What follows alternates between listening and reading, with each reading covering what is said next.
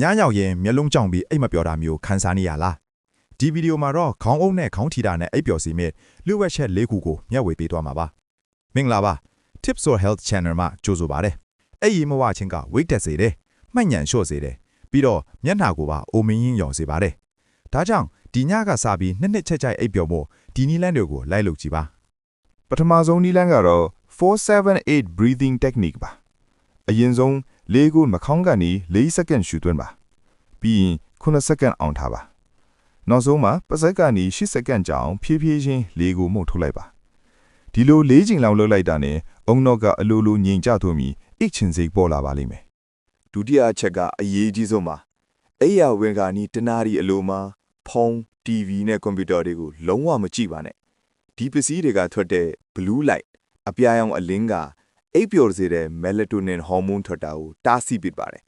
ဖုန်းကြည့်နေတဲ့ရွေရောအိပ်ပျော်ဖို့ခက်ခဲနေဦးမှာပါတတိယအချက်ကတော့အခန်းကပူချိန်ပါအရန်ပူလွန်ရင်အိပ်မပျော်ပါဘူးအိတ်ခမ်းဟာအေးမြပြီးမှောင်နေဟုလိုပါတယ်အိတ်ခါနီးရင်နွေးနွေလေးနဲ့ရေချိုးလိုက်တာကလည်းခန္ဓာကိုယ်အပူချိန်ကိုကျသွားစေပြီးအိပ်ပျော်လွယ်စေပါတယ်